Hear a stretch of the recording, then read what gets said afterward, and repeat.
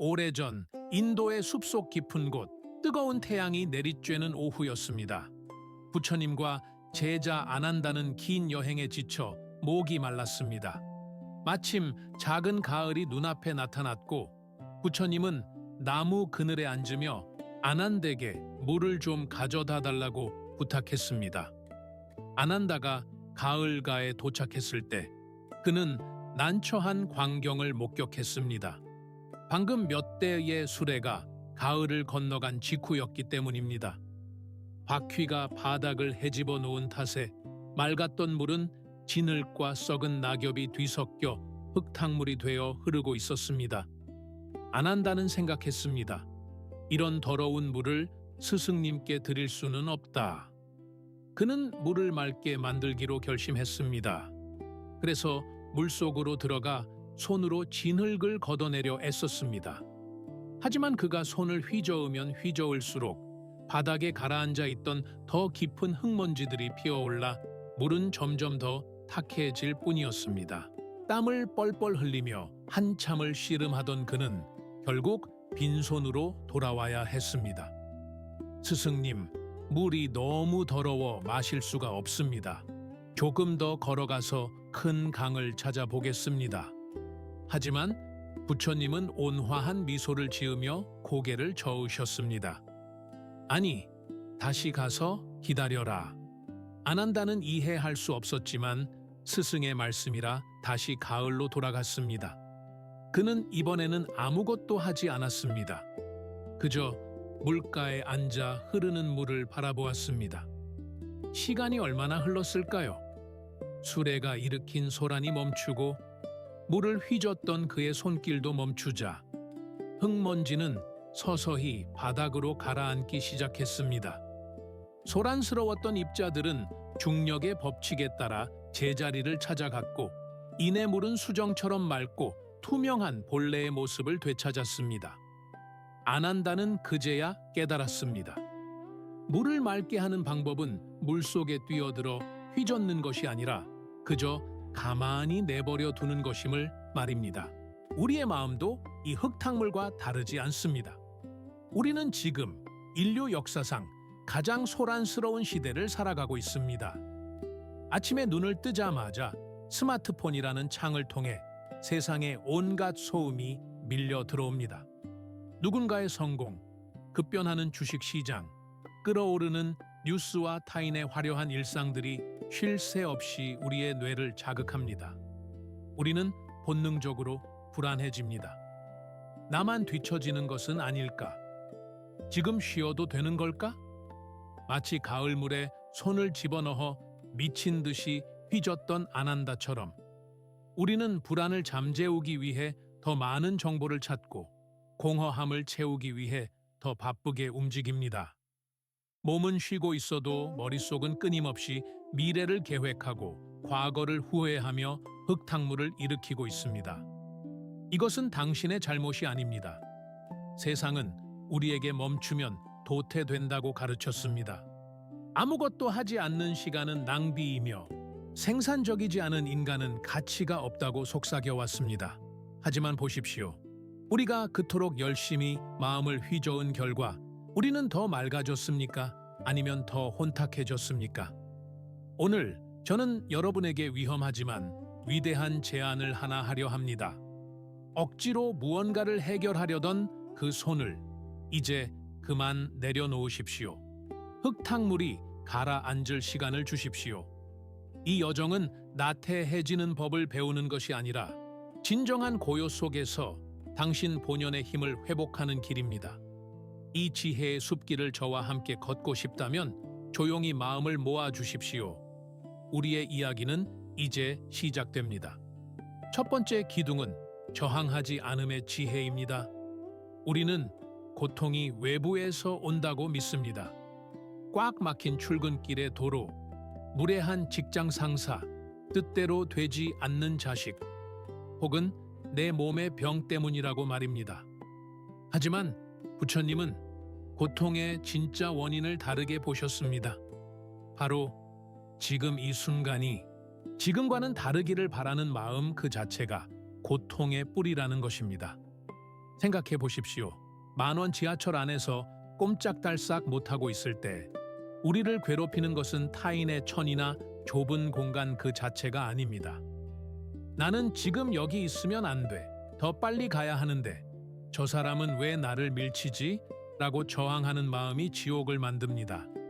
현실은 그저 사람이 많은 지하철이라는 중립적인 사실일 뿐인데 우리의 마음이 싫다라고 비명을 지르며 현실과 싸우기 시작할 때 단순한 불편함은 거대한 분노와 스트레스로 변질됩니다. 고대 경전에는 두 번째 화살이라는 유명한 비유가 있습니다. 길을 걷다 화살을 맞는 것은 피할 수 없는 육체적 아픔입니다. 이것이 첫 번째 화살입니다. 하지만 어리석은 자는 왜 나만 맞았지? 누가 쏜 거야? 이 상처 때문에 내 인생은 망했어. 라며 슬퍼하고 분노합니다. 이것이 바로 자신이 자신에게 쏘는 두 번째 화살, 곧 정신적인 괴로움입니다. 첫 번째 화살은 사건이지만 두 번째 화살은 반응입니다. 그리고 대부분의 현대인이 겪는 만성적인 불안과 우울은 이 두 번째 화살에서 비롯됩니다. 아무것도 하지 않는다는 것, 즉 무의의 힘은 바로 이 두 번째 화살을 쏘지 않는 것입니다. 비가 오면 우리는 우산을 씁니다. 비에게 화를 내지 않습니다. 비에게 왜 지금 내리느냐고 소리쳐봤자 비는 멈추지 않기 때문입니다. 마음의 날씨도 마찬가지입니다. 불안이 찾아오면 아, 불안이 왔구나 하고 알아차리면 그만입니다. 그것을 없애려고 발버둥치거나 불안해하는 자신을 탓하는 것은 흙탕물을 손으로 치는 행위와 같습니다. 저항을 멈추는 순간 상황은 변하지 않아도 고통의 무게는 깃털처럼 가벼워집니다. 교통체증 속에 갇혀 있더라도 그 순간을 그저 음악을 들을 수 있는 시간으로 받아들인다면 분노의 불길은 연료를 잃고 사그라듭니다. 이것이 바로 수용의 기적입니다. 우리를 지치게 하는 또 다른 거대한 착각은 우리가 삶을 통제할 수 있다는 믿음입니다. 우리는 스스로를 인생이라는 기업의 유능한 경영자라고 생각합니다. 완벽한 계획을 세우고 리스크를 관리하며 미래를 예측하려 듭니다. 아이의 성적을 관리하면 아이의 행복이 보장될 것이라 믿고 건강 보조제를 챙겨 먹으면 질병을 통제할 수 있다고 믿습니다. 물론 노력은 중요합니다. 그러나 우리는 노력의 영역을 넘어 결과까지 내 뜻대로 되어야 한다고 고집합니다. 세상은 끊임없이 변합니다. 불교에서는 이를 재행무상이라 합니다. 계절이 바뀌고 구름이 흩어지고 세포가 늙어가듯 모든 것은 흐르고 변합니다. 이 거대한 우주의 흐름 속에서 인간의 작은 머리로 모든 변수를 통제하려는 시도는 마치 바다의 파도를 손으로 막으려는 것만큼이나 어리석고 힘겨운 일입니다. 현대인의 만성 피로는 몸의 노동 때문이 아니라 통제할 수 없는 것을 통제하려 드는 이 끝없는 정신적 긴장에서 옵니다. 태국의 위대한 스승 아잔차는 이렇게 말했습니다. 조금 놓아버리면 조금 평화로워질 것이다. 많이 놓아버리면 많이 평화로워질 것이다. 완전히 놓아버리면 완전한 평화와 자유를 얻을 것이다. 통제를 내려놓는다는 것은 삶을 포기하거나 방관하라는 뜻이 아닙니다. 그것은 준비는 하되 걱정은 하지 않는 태도입니다. 농부는 밭을 갈고 씨를 뿌릴 수 있습니다. 이것은 농부의 할 일입니다. 하지만 비가 언제 올지, 싹이 언제 트일지는 하늘과 땅의 몫입니다. 싹이 빨리 나오지 않는다고 흙을 파헤치거나 싹을 잡아당겨 올리는 농부는 없습니다. 우리의 삶도 그렇습니다. 시험을 준비하는 학생은 공부를 하는 과정에만 집중하면 됩니다. 합격 여부는 그날의 컨디션, 출제된 문제, 다른 학생들의 수준 등 수만 가지 인연이 얽혀 결정되는 것입니다. 우리는 과정을 밟을 뿐 결과를 소유할 수는 없습니다. 이 진리를 받아들이면 삶은 놀라울 정도로 단순해집니다. 내일의 걱정을 미리 당겨와서 오늘 밤을 지사우는 것은 오지도 않은 도둑을 잡겠다고 밤새 보초를 서는 것과 같습니다. 꽉 쥐고 있던 주먹을 펴십시오. 모래를 움켜쥐려 할수록 모래알은 손가락 사이로 빠져나갑니다. 하지만 손바닥을 활짝 펴면 모래는 그 위에 고요히 머뭅니다. 통제를 멈출 때 비로소 우리는 삶이라는 거대한 강물의 흐름에 안전하게 몸을 맡길 수 있게 됩니다. 세 번째 기둥은 비움의 미학, 바로 텅 빈 공간이 가진 위대한 가능성입니다. 여러분의 방 안을 한번 떠올려 보십시오. 방이 가구와 잡동사니로 가득 차 있다면 새로운 손님을 맞이할 수도, 편안히 다리를 뻗고 누울 수도 없을 것입니다. 우리의 마음이라는 공간도 이와 똑같습니다. 어느 날 한 명망 높은 교수가 선사를 찾아가 가르침을 청했습니다. 교수는 자리에 앉자마자 자신이 배운 이론과 지식, 자신의 생각들을 쉴 새 없이 늘어놓았습니다. 선사는 묵묵히 차를 따랐습니다. 찻잔에 차가 가득 찼는데도 선사는 계속해서 차를 부었습니다. 뜨거운 찬물이 잔을 넘쳐 바닥으로 흐르자 깜짝 놀란 교수가 외쳤습니다. 스님, 잔이 넘치고 있습니다. 더 이상 들어갈 곳이 없습니다. 그제야 선사는 주전자를 내려놓으며 말했습니다. 당신도 이 찻잔과 같습니다. 당신의 머릿속은 이미 당신의 생각과 주장으로 가득 차 있어 내가 어떤 지혜를 말해주어도 들어갈 틈이 없군요. 먼저 당신의 잔을 비우십시오. 현대사회는 우리에게 끊임없이 채우라고 강요합니다. 시간을 비워두는 것을 죄악처럼 여기게 만듭니다. 우리는 주말조차도 알차게 보내야 한다는 강박에 시달립니다. 아무것도 하지 않는 무료한 시간이 찾아오면 마치 큰일이라도 난 것처럼 황급히 스마트폰을 켜고 넷플릭스를 켜고 밀린 집안일이라도 하며 그 빈틈을 메우려 애씁니다. 심지어 휴식조차도 효율적으로 해야 한다는 압박감을 느낍니다. 1분 1초도 낭비하지 않고 정보를 쑤셔 넣어야만 직성이 풀립니다. 하지만 꽉 막힌 도로에서 자동차가 달릴 수 없듯이 꽉 찬 마음에서는 창의성도 평화도 지혜도 싹 틀 수 없습니다.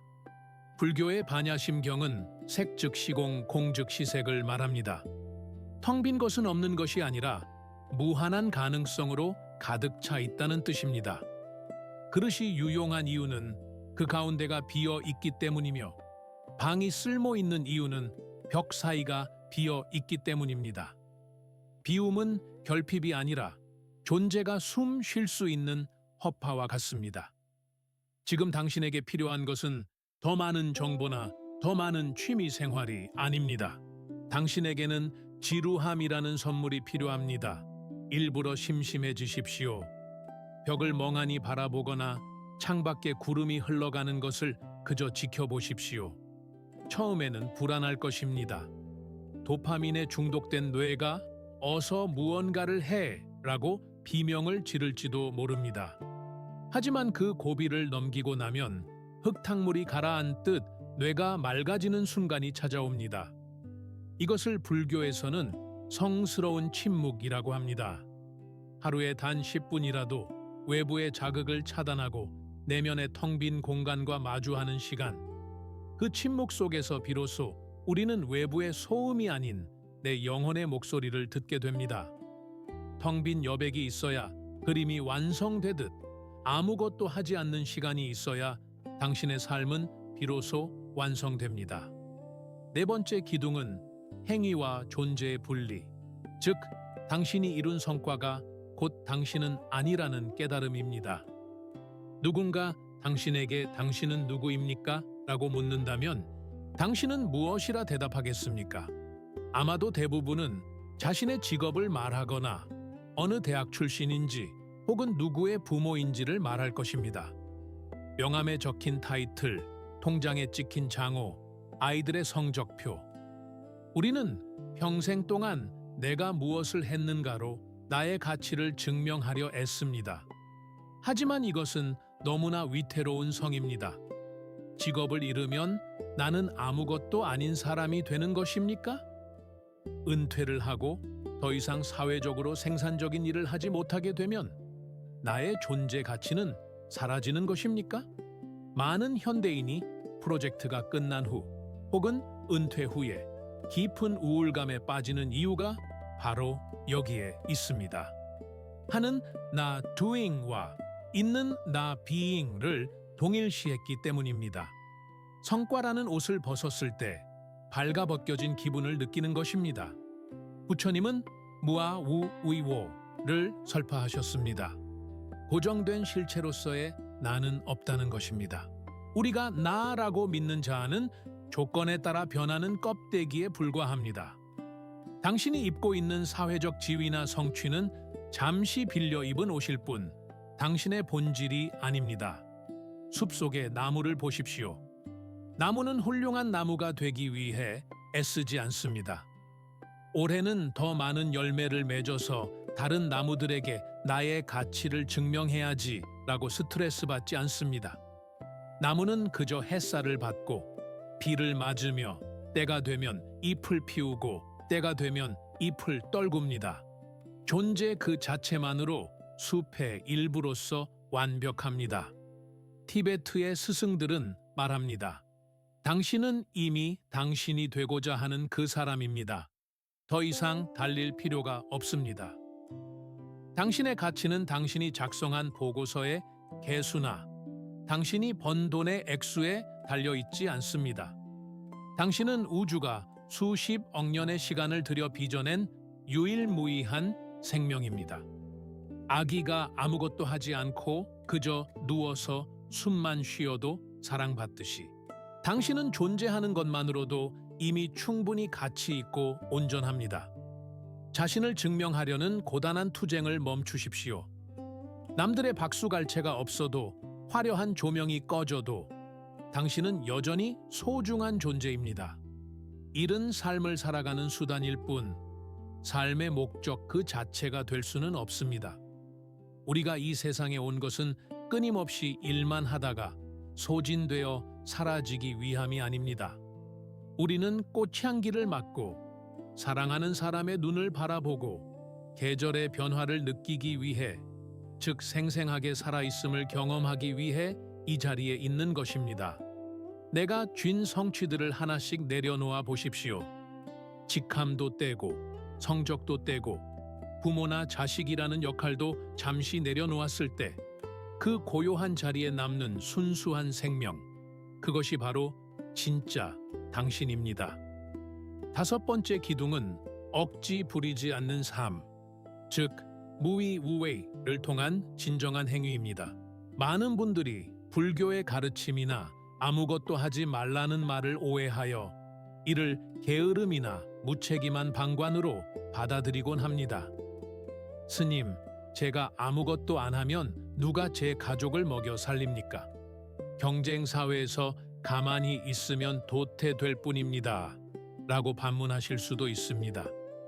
하지만 여기서 말하는 하지 않음은 행위 자체를 멈추라는 것이 아니라 행위 속에 들어있는 억지스러움과 집착을 멈추라는 뜻입니다.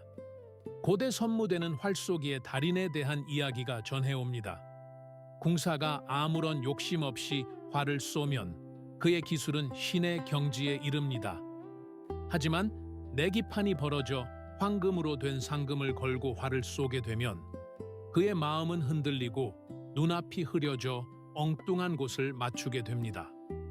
기술은 그대로인데 무엇이 변한 것입니까? 바로 잘해야 한다는 마음, 실패하면 안 된다는 두려움이라는 불순물이 끼어들었기 때문입니다. 과도한 의욕이 오히려 자연스러운 흐름을 가로막은 것입니다. 이것이 현대인이 겪는 딜레마입니다.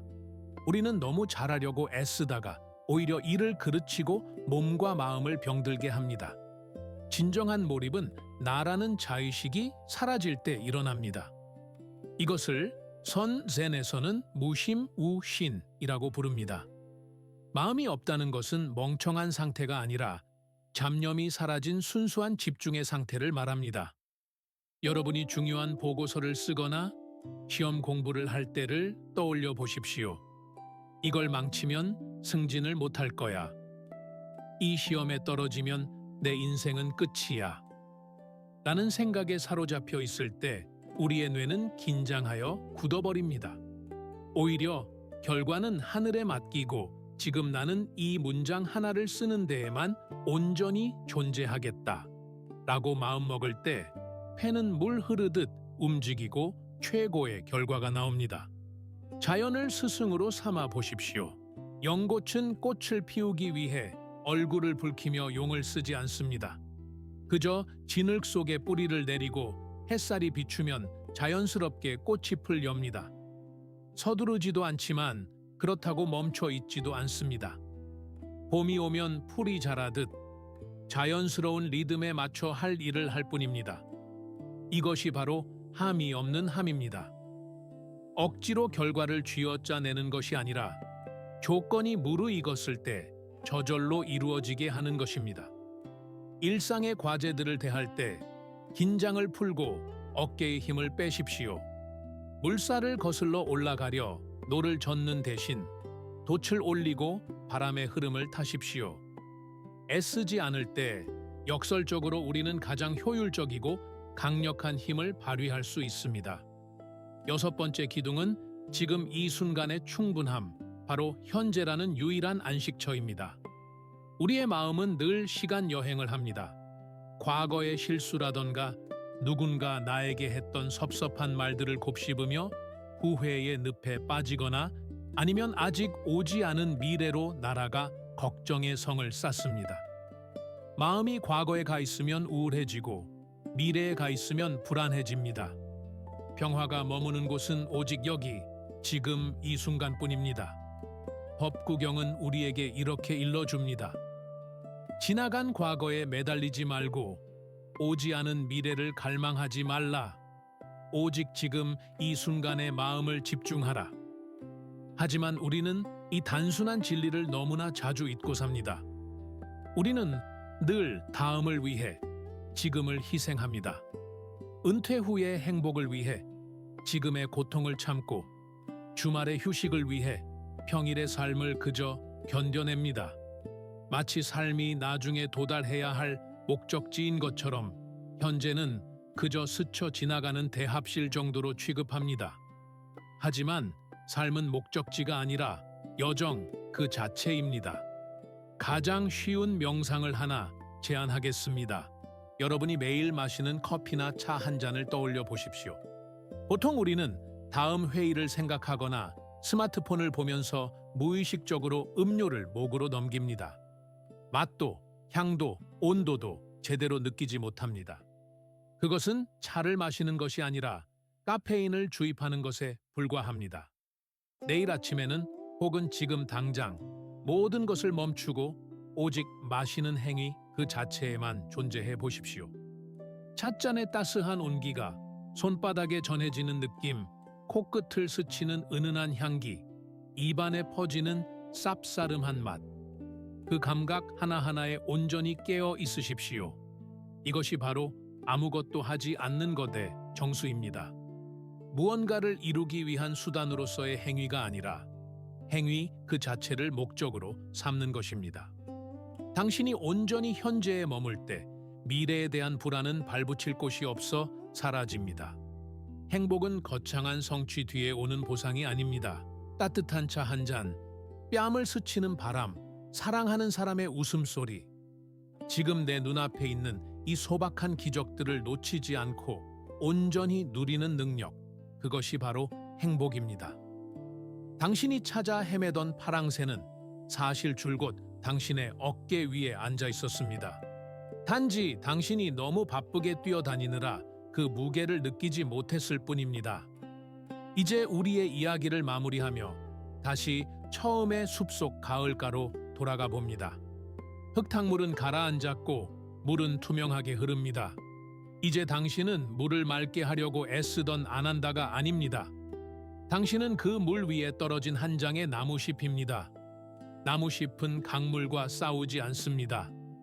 왜 이쪽으로 흐르느냐고 따지지 않고 더 빨리 가야 한다고 재촉하지도 않습니다. 그저 물결이 이끄는 대로 가볍게 그리고 유유유유히 흘러갑니다. 오늘 저는 여러분의 영혼에게 작은 숙제를 하나 드리고 싶습니다. 이 영상이 끝나면 단 10분만이라도 세상의 스위치를 끄십시오. 스마트폰을 엎어두고 해야 할 일들의 목록을 잠시 덮으십시오. 그리고 아무것도 하지 않는 그 무용우용의 시간을 견뎌보십시오. 그저 앉아서 들어오고 나가는 당신의 숨결만 바라보십시오.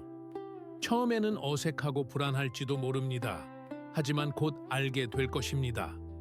내가 멈춰도 세상은 무너지지 않는다는 것을, 지구가 여전히 돌고 태양이 여전히 빛나듯 당신의 삶도 거대한 우주의 질서 속에서 안전하게 보호받고 있음을 느끼게 될 것입니다. 당신은 무언가를 증명해서 사랑받는 존재가 아닙니다. 숨을 쉬고 살아있다는 그 사실 하나만으로 당신은 이미 충분하고 고귀하며 온전한 존재입니다. 무거운 짐을 내려놓고 부디 가벼워지십시오. 당신의 평온한 오늘을 축복합니다. 나마스테, 합장.